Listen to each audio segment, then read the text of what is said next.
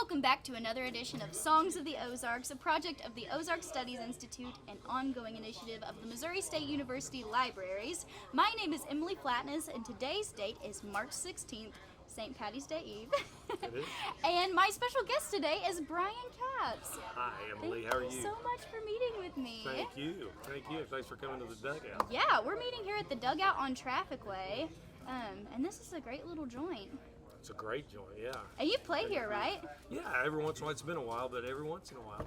That's awesome. They'll let us back in. Well, my first question is, are you originally from the Ozarks? I am. Born in Lebanon. I'm still in Lebanon. Can't get out of Lebanon. No kidding. Yeah. Have you ever moved away from Lebanon? I did, yeah. I lived in, Springfield for a few years. World traveler. Yeah, and I lived in Tahlequah, Oklahoma for about 6 months. Oh, wow. When I was a teenager, yeah. Nice. Yeah. So tell me about some of the bands you play with here in the Ozarks. Well, my first band that I still play with is called the Domino Kings. We played, in fact, Steve Newman, founding member, and myself, we met, it's going to be 30 years this summer. Are you serious? That we first met, and then we started playing as a trio. Wow. Later that same year, so 93. Yeah, it's been went in a hurry. So have you guys always played together since, you and Steve? Not the whole time. We've taken a break here and there from each other, but we're doing it again, and it's a lot of fun. That's awesome. Yeah. And then Cliff Boone Band, is that one that you play with? Yeah, Steve and I and our drummer, Bill Padgett, who's from Tulsa, back Cliff. So yeah, Cliff been playing. We play out the Foxhole a couple times a month, and then we'll play like the casinos in Oklahoma and that kind of thing. So fun. Yeah, it is a lot of fun. Enjoy it. So tell me a little bit about growing up in Lebanon. Well, Lebanon, there's a lot of, as far as industry there's a lot of boat factories there. There was a place called, I don't think it's called this anymore, but it's the Independent Stave Company. They made whiskey barrels. Wow. In fact, when my dad was a truck driver for them back in the 50s, and they would haul these barrels down to Tennessee, to the to Jack Daniels and wherever else. So that was a big part of the industry. But the biggest, the one that I'm familiar with is the used car industry in Lebanon.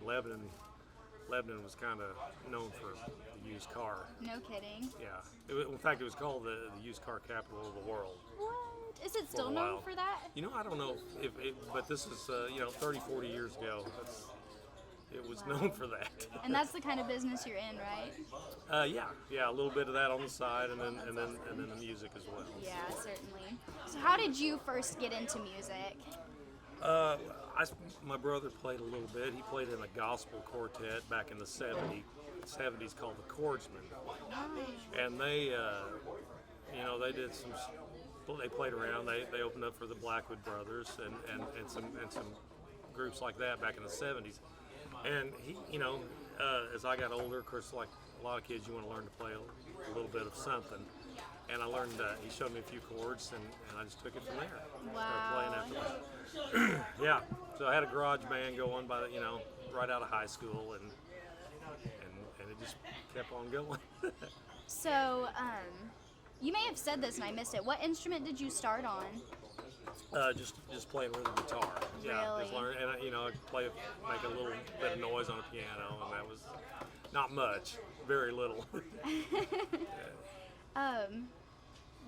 What brought you to playing the bass? Because that's the instrument I've seen you play. Well, bands like probably at the time,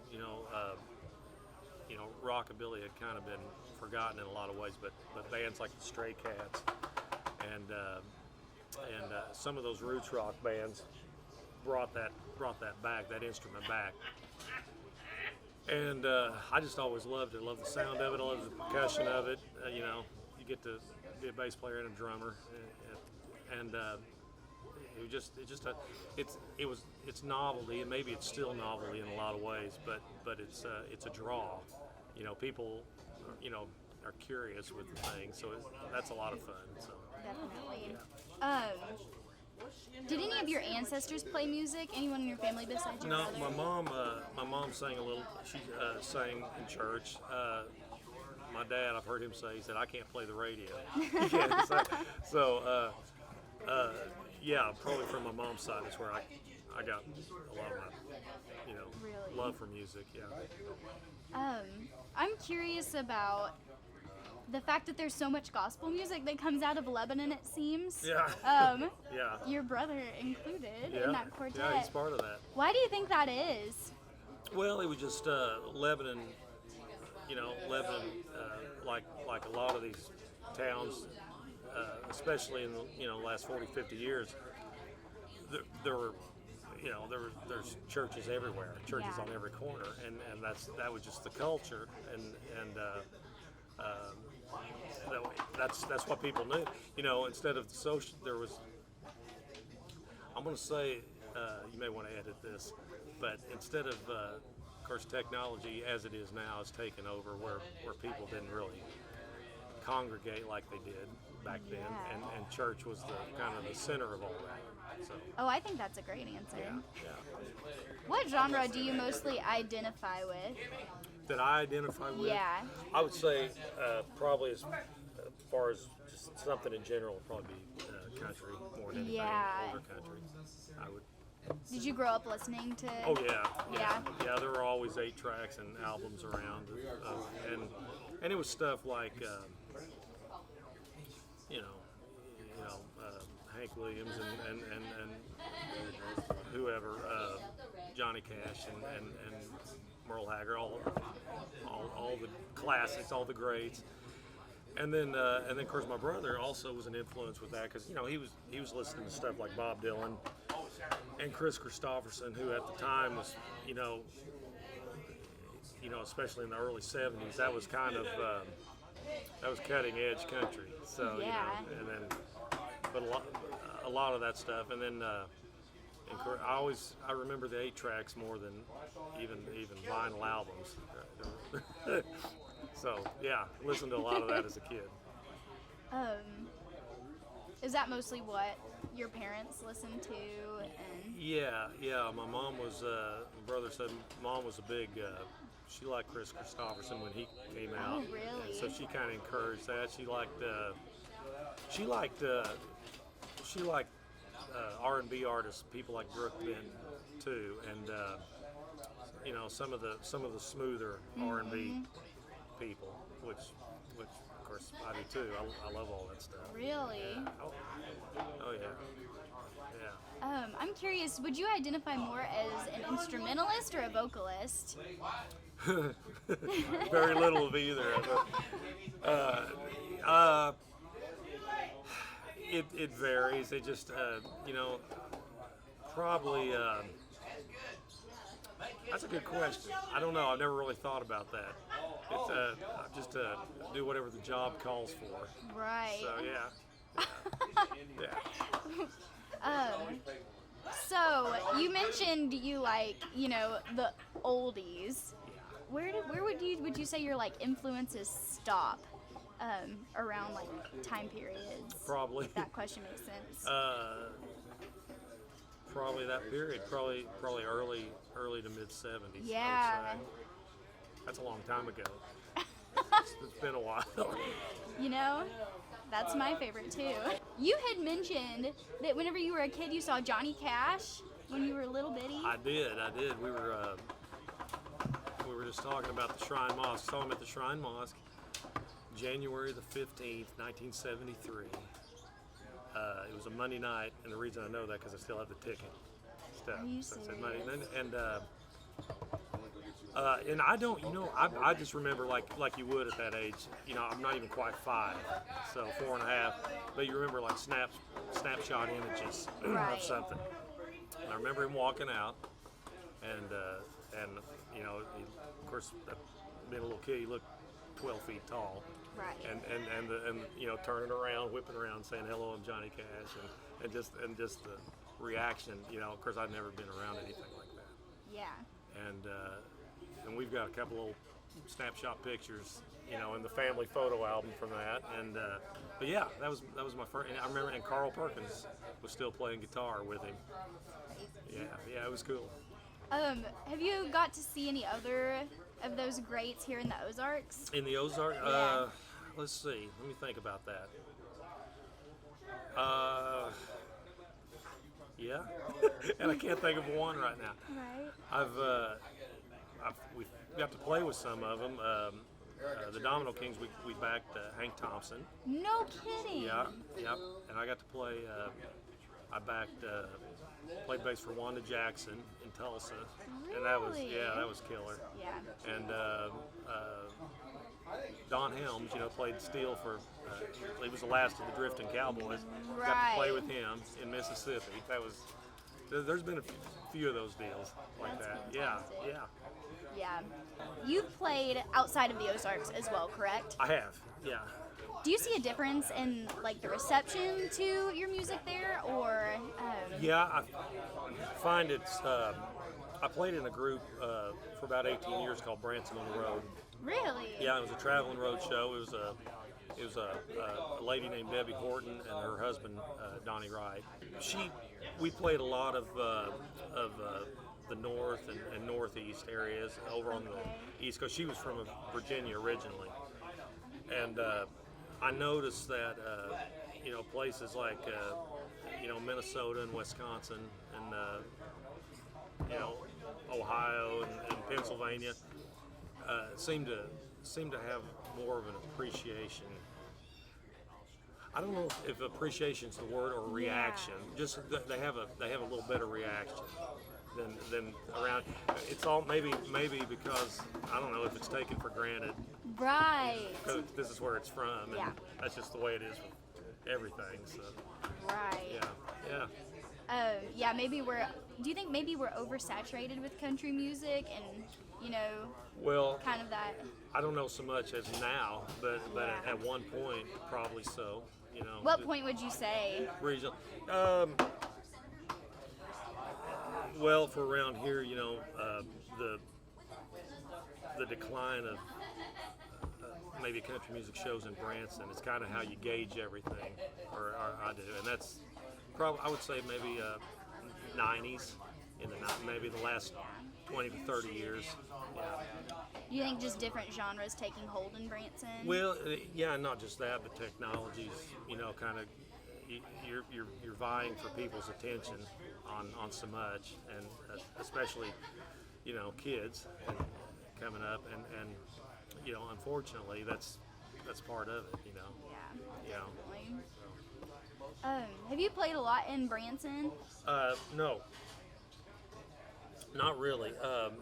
Played, you know, a handful of times with the Branson on the Road folks, and I can't think of who else. I know I have a few other times, but no, not so much in Branson. But When you did Branson on the Road, did you like market yourselves with an Ozarks identity? If that makes sense? yeah, Wow. I think that was the whole point of what they came up with. No kidding. Yeah, and it was a great concept, and it was basically what can't even think of what's his name, Randy, the guy that does the Ozark Jubilee. Yeah. Now it's kind of a similar type of show, but just taking that old variety show, because you know, people, the age group that we played to, you know, remember that was the time they were from. So, Right. but again, you know, a lot of that's kind of going away too now. So, It is. yeah. Do you think there will continue to be a decline in country music, or have you seen any, you know, revitalization? Well, I see a lot of that, but again, talking about novelty, you know, like the bass, I think it kind of goes in that category. A buddy of mine made a good point one time. We were in a hotel somewhere watching a country awards show, and he made a good point about there not being so much country music anymore as there is country marketing, Really? and that's the difference, because well, I mean, there's a reason why you prefer the older stuff as well, and because there's not a lot of seems like there's not a lot of substance to what's come around the past generation. So a lot of you're talking more about you're getting all these buzzwords in songs like truck and hat and country this and country that, but it's not you can hear a Buck Owens song and know that that was not necessary. They didn't they didn't need to do that to identify themselves. Right. It seems like maybe country music even back then was less about the topic being country. It was, yeah. But perhaps just the sounds. Yeah. When you're singing and singing songs about the industry you're singing country music songs about country music. It's like that little of that goes a long way. Right. So I think. Definitely. Yeah. And maybe it's the fact that there's less people having, rural lifestyles. There is, because there's less country, Right. So You can look at Springfield and Lebanon, I'm sure. Have you seen a lot of changes in, Oh my the gosh. rurality of Lebanon? The what of? Like, Lebanon being less of a rural community than it used to be? Yeah. I don't know if rurality is a word. I would have believed it. No, people moving in from other areas. Of course, that's going to always change things. And I just even noticed, like on my, about a 45-mile trip, and just seeing the growth along the highway, just everything's just growing up, So yeah. Yeah, it's crazy. Things change. Things do change. Yeah. So you mentioned the term country marketing. Yeah. How would you define that? I know we've talked a little bit about it. Define country marketing? Yeah. Well, it's always been around. They were doing it, back in the 50s, when rock and roll about killed country music at one point. Yeah. Really about put, and trying to. They've been doing it ever since, as far as trying to move it uptown to the masses, and most people that study country music know all this.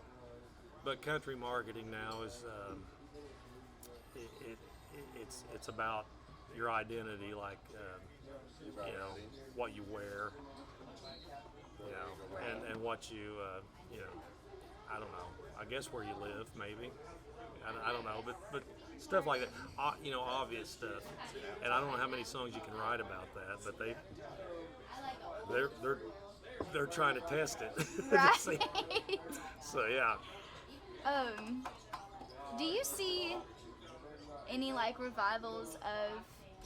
I know sometimes I see bands dressing like Hank Williams and his band would have dressed. Yeah. Do you see that a lot around here or other places you've played? Not, yeah, I did for a while. I didn't. Really? I don't notice that as much now. I feel like a band like what Marty Stewart's done. Yeah. I'd say he's done that as well as anybody, and they pretty much own the market on that. Yeah. Definitely. But yeah, there was a time. It seemed like that really got going too in the late '80s. I noticed that with artists like Dwight Yoakam, and there were a bunch of them, but it kind of had that retro sound, and but it was almost enough space and time that people could look back and appreciate it, maybe. Yep. What genre do you think is most prevalent in the Ozarks now? That's a good question. With live music specifically. I don't even know the names of the genres so much. I don't really like music all that much. No, I'm kidding.